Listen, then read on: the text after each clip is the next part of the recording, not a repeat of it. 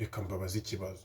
Ubyaye umwana akaba umutinganyi, akamera nk'aba ngaba ngiye gukwereka nabo nakweretse, wakora iki?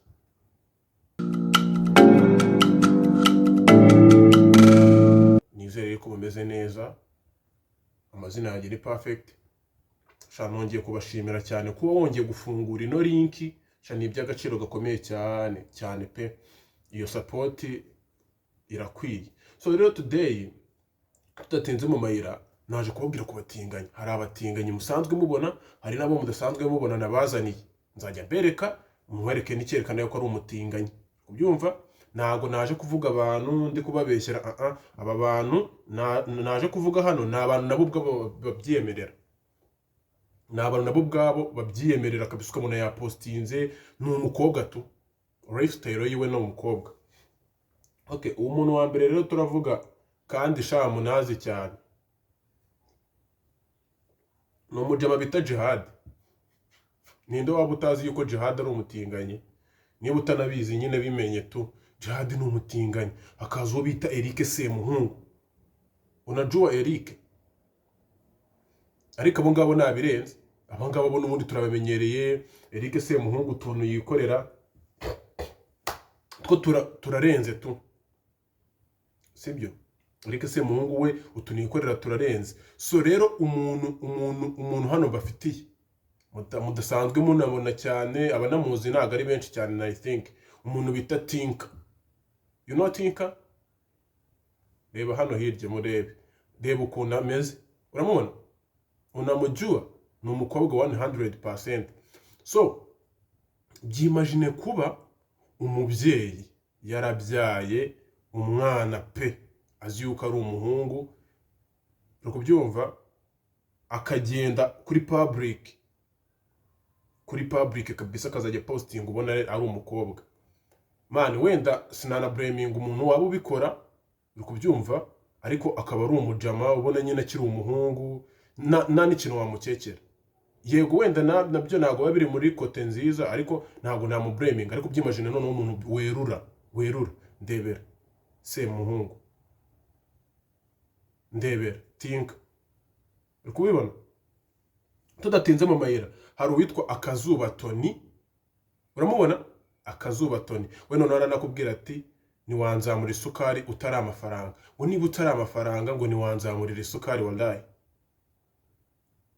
ma people, ese mwariye? Ese wenda ino video wenda nawo nkurikiranwa n'abantu benshi, ariko ndabizi neza yuko ishobora kuzarebwa n'abantu bakeya bakuru. Mu bantu bakuru bazareba nk'ino video baba mama n'abapapa, sibyo? Reka mbabaze ikibazo. Ubyaye umwana akaba umutinganyi, akamera nk'aba ngaba ngiye gukwereka nabo nakweretse, wakora iki? Wamukoraho iki nyine tu? Mbwira ikintu we wakora nk'umubyeyi nyine. Okay, dukomeje cyane. Akazuba Tony mwamubonye. Hari uwitwa Moses we rwose byaracitse, we muramuzi. Mu Rwanda nta muntu n'umwe utamuzi Moses Motion. Hari uwitwa Diran, Imanzi Diran. Mana y'isi n'ijuru we. Noneho Imanzi Diran afite n'amabere. Imanzi Diran afite n'amabere. Wallahi Imanzi Diran afite n'amabere.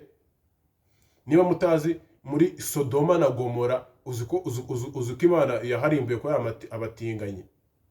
Yaharimbuye kubera abatinganyi. Wallahi niba mutarasomye Bible muzagende muhasome. Imana yaharimbuye kubera abatinganyi bahabaga. Abatinganyi ntago ari vuba baje gusa nyine. Muri uru Rwanda rwacu abatinganyi bari kugenda bafata indi ntera. Bari kugenda bafata indi ntera kabisa. Indi ntera bagenda biyongera kuko 2010, wenda tuvuge 2010 mu Rwanda abatinganyi bari bahari 2010 n'abatinganyi bahari 2024 baratandukanye. Ubwo bisobanuye yuko nka 2030, ukubyumva ubwo mahaye imyaka 6 abatinganyi bazaba bari mu Rwanda. Wallahi 1/2 cy'abahungu baba mu Rwanda niba baba batari abatinganyi.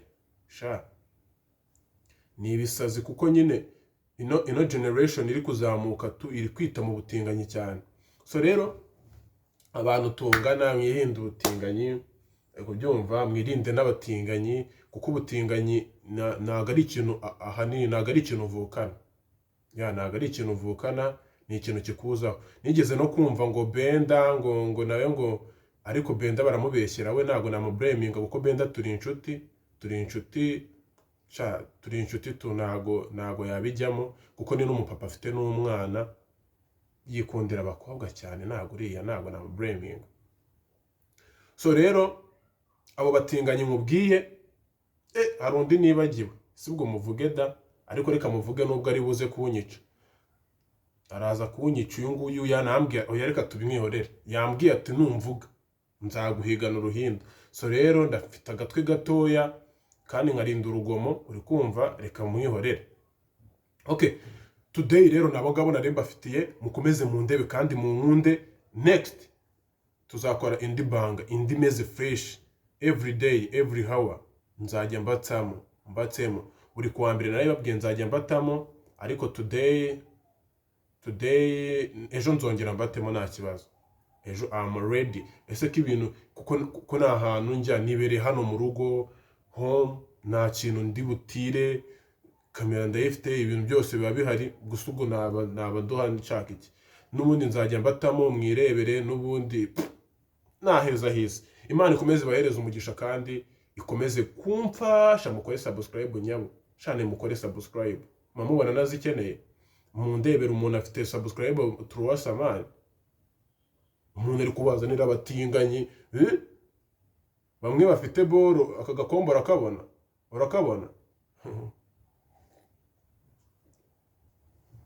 babaye nk'abana bro. Nari ibintu mukore subscribe kandi nyine Imana ikomeze ibigemo. Ntago ndeba umurari mutazabona nambaye amarinete, no kugira ngo nyine nibuze mbashe kubamo mwiza, ahoko mbona isura yanjye idacuruza, ariko tuzacuruza one day.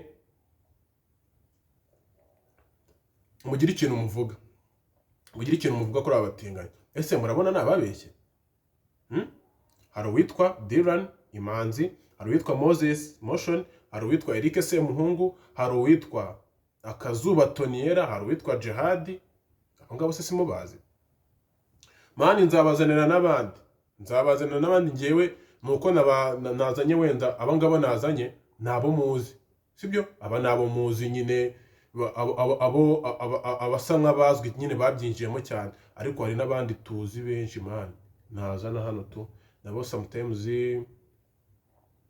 njya mbabona, ariko one day noneho ngewe nzagenda nkore banga nyine bose nkuru urutonde rw'abatinganyi 100 n'ababivugwaho bose mbazane hano, kuko ujya kuvugwaho ubutinganyi koko hari impamvu kabisa. Imana ikomeze idufashe. Anara warwara.